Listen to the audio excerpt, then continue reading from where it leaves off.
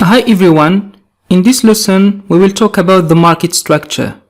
As a price action trader, it is very important for you to understand and master the market structure. And in this video, I'll show you the basic elements of market structure, such as uptrend and downtrend structures, range-bound structures, support and resistance structures, and retracement and impulsive move structures. When you understand these concepts, you will understand the market a lot better and you will be able to spot what's going on with an instrument or a graph. So let's start with the first basic element, which is the market trend. So how to identify a trend? Traders come up with different ways to identify a trend. Some look at how moving averages are interacting with each other. Some look at indicators that have been specifically created to identify trends, and others like me prefer to look directly at the price action. The most basic way to identify a trend is to check and see if a market is making a pattern of higher highs and higher lows. When it comes to an uptrend, as you can see here, this is the first higher high and then the higher low, a higher high followed by a higher low. These patterns help us determine the trend of the market. In this case, this is an uptrend, which means that buyers are in control of the market. Your ability to identify an uptrend market will help you determine which trading decision should you take, whether to buy or to sell. And in this case, to join this market, you should find a buying opportunity that is in line with the uptrend market. Let me show you a real chart example. As you can see here, the market is making higher highs and higher lows patterns, which indicate an uptrend. Let me show you another example. This is a clear uptrend, making clear higher highs and higher lows pattern. You shouldn't think too hard about whether a market is trending or not. Most traders make trend discovery way too difficult. Make it stupid simple. Just open your chart as you can see here and observe it. It is fairly obvious if a market is trending up or not. Now let's move to the opposite version of an uptrend market, which is the downtrend. So when prices make lower highs and lower lows, this is a clear indication of a downtrend. A downtrend indicates that sellers are in control of the market. Let me show you a real chart example. As you can see here, the market is making a lower high and a lower low, a lower high and a lower low, which show a clear downtrend. So here sellers are in control of the market. And if you want to join this trend, you should find a clear selling opportunity. You can't buy the market here because you will trade against sellers and lose money. So let's take this trading rule. If a market is making a pattern of higher highs and higher lows, it is then an uptrend. And in this trading condition, buyers are in control of the market. If a market is making a pattern of lower highs and lower lows, it is a downtrend. And in this trading condition, sellers are in control of the market. The third type of markets is the range-bound market. A range-bound market is one in which prices bounce in between a specific high price and low price. The high price acts as a major resistance level in which price can't seem to break through. Likewise, the low price acts as a major support level in which price can't seem to break as well. When the market ranges, it indicates a balance between sellers and buyers. So the market trades between horizontal support and resistance. And in this trading condition, you can't trade inside the range. You trade either from support or resistance levels. Let me show you a real chart example. As you can see in this chart, the market is trending up, making higher highs and higher lows. Right now, you know that buyers are in control of the market. Your ability to identify this uptrend will help you see who is in control of the market. And in this trading condition, it's obvious that buyers are in control of the market. So the best trading decision is to buy when there is a high probability setup. As you can see here, the market stopped making higher highs and higher lows. Instead, it started trading horizontally.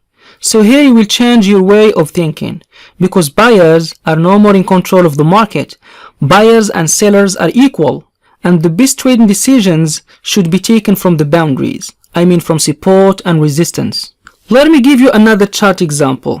As you can see here, this is a downtrend. The market is making lower highs and lower lows, followed by a range. Your trading decision here is completely different from yours here. In this trading condition, sellers are in control of the market. So the best trading decision will be to sell when there is an opportunity to join sellers. But here, we know that buyers and sellers are equal because the market ranges, and the best trading decision should be made from either support or resistance.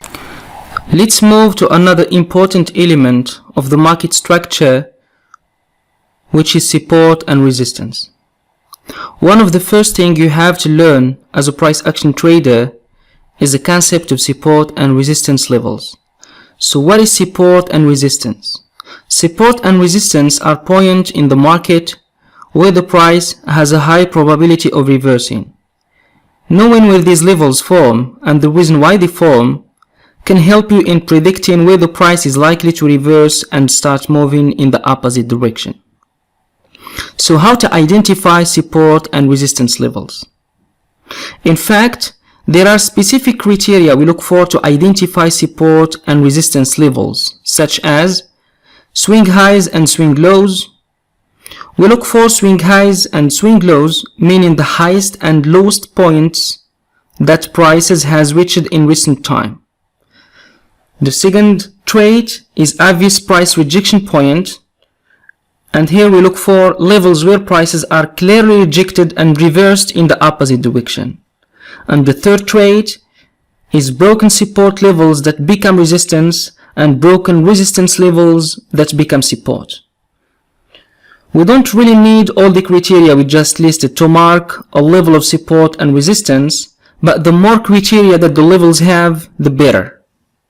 Let's jump to the chart and break down each of these points. So let's start with the point number 1 that qualifies a level of support and resistance, which is the extreme swing highs and swing lows, meaning the highest and lowest point that price has reached in recent time. So we look left and we notice price came up, hit and reversed, and this was the highest point the price has reached, making it an extreme swing high, which represent a resistance level. Now same along the bottom, price came down, hit and reversed, and this was the lowest point the price got to in recent time, making this a level of support. As you can see, when prices reached this resistance level again, the market reversed in the opposite direction. It came down, hit the support level and reversed again. So here we can say that the market is trading between horizontal support and resistance levels. It doesn't matter how high or low price is. We never jump into trades blindly. We always wait for price action setups. The second trait that qualifies a support or resistance level is an obvious rejection point. Let me show you this example. As you can see here, price came up to this area and it was obviously rejected, giving us a level of resistance. Look at how the market moved down strongly after this rejection. So this area is considered as a resistance level because at this point, buyers were rejected by sellers and the market reversed. When the market comes back again to test this level, we can predict another strong move down.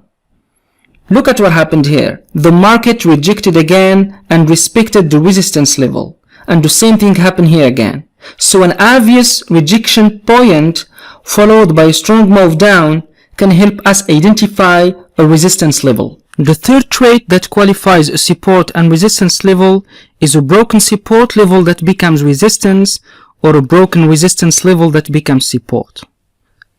When the market forms a support level, prices respect this level. But when this level is broken, it becomes resistance. And when price pulls back to test it, here you should pay attention to this level because it becomes a reference point in the market. Let me show you an example. As you can see here, the market came up, hit and reversed, forming a resistance level. It came down, hit and reversed again in the opposite direction, forming a support level. And as you can see here, this is a clear rejection followed by a strong move up. And this is one of the points that we consider when identifying a support level. When price approached the resistance level, the market reversed, but prices didn't respect the support level. This breakout indicates that buyers are no more strong, because if they were more strong than sellers, the market would hit and goes in the opposite direction. So this support level will always be considered as an important reference point in the market. This support level becomes a resistance. And as you can see, after this breakout, the market hits the resistance level and goes down. Let's look at another example. As we note, the market came up, hit and reversed, forming a resistance level. When the market approached this level, prices didn't respect the resistance level, and it was broken, which indicates that buyers are more stronger than sellers. But this level will be considered as a reference point and becomes support. And as you can see, the market pulls back to the resistance that becomes support and goes up. Support and resistance are easy to spot on your chart. Don't make too much effort to identify these levels, because the most important ones are obvious, and with screen time and practice, you will find them easily on your chart.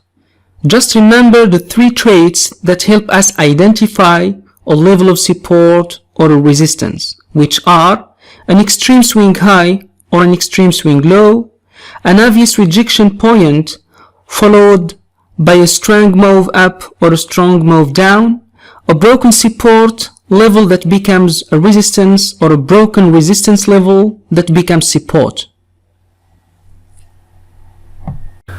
Another component of the market structure is the impulsive and corrective move. So what is an impulsive and a corrective move? An impulsive move is one whereby the market moves quite strongly or heavily in one direction, covering a great distance in a short period of time. They are generally more volatile and provide us with a great opportunity to get more reward with less risk, since the market will switch more easily in one direction. A corrective move, also called correction, retracement, or a pullback, is a movement against the main trend. They are formed if traders trade in the direction of the main trend close their position. So how to identify and predict impulsive and corrective moves? First of all, you have to be able to identify the trend. In other words, the direction of the trend. I have talked previously about how to identify an uptrend or a downtrend. As you know, an uptrend market is characterized by series of higher highs and higher lows, and a downtrend is characterized by series of lower highs and lower lows. So don't complicate your analysis. An uptrend or a downtrend is obvious. If you feel like you're confused and you don't know if the market is trending up or trending down, ignore that chart and move on. Look for a chart where the market trend is clear. Identifying the market trend is very important, because during an uptrend or a downtrend, prices make 2 distinctive moves: an impulsive move in the direction of the trend and a corrective move against the trend. Let me show you a real chart example. As you can see here, this is an obvious uptrend. In an uptrend market, buyers are in control. This market is characterized by 2 important moves that you should know and understand. The first move is an impulsive move, as you can see here, followed by a corrective move, and another impulsive move, followed by a corrective move, and another impulsive move. This is how an uptrend market moves. If you want to make money trading any financial market, you should ride the impulsive move and avoid being trapped in a corrective move. So how do corrective moves and impulsive move form in the market? In this real chart example here, buyers placed numerous amounts of orders, so the market goes up, forming an impulsive move. As you can see here, when they closed their positions and took profit, the market goes down a little bit, forming a corrective move. The same scenario happens here. Buyers placed numerous buy orders here. As a result, the market goes up. But here they closed their position, took their profit, and as a result, the market goes down, forming a corrective move. This scenario will happen over and over again till the end of this uptrend. So this is how an uptrend market moves. Your job as a price action trader is to identify the beginning of an impulsive move, because the most profitable buy signals are found at the end of corrective moves and at the beginning of impulsive move. To predict the end of a corrective move and the beginning of an impulsive move, we use support and resistance levels. Look at the chart again. As you can see, this is an impulsive move. Look left. Here there is a resistance level. The impulsive move breaks the resistance level, so when the impulsive move ends, the market will make a corrective move, or what we call a pullback or retracement. So when the market reaches the resistance that becomes support, we can predict the beginning of a new impulsive move formed at the support level. The same scenario happened here. Breakout of the resistance, a pullback, and a new impulsive move forms at the support level.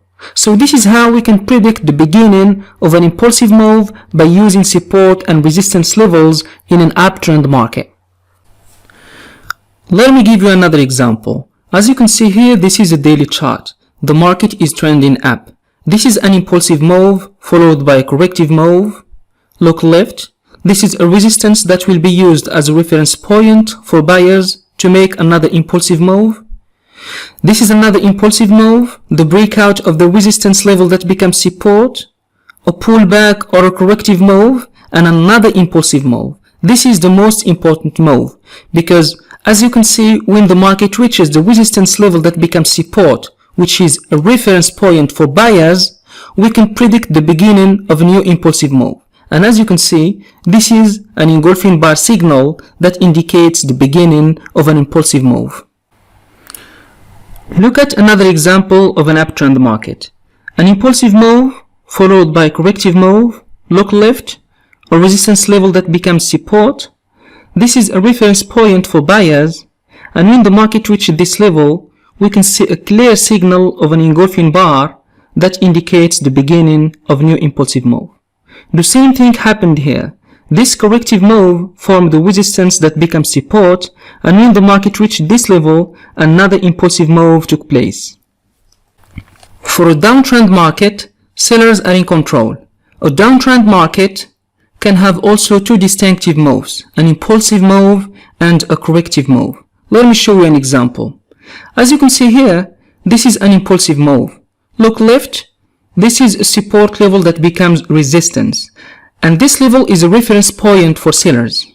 When the market approaches this level, after this corrective move, sellers will make another impulsive move. And as you can see, this is a clear pin bar that was formed at the resistance to indicate the beginning of a new impulsive move.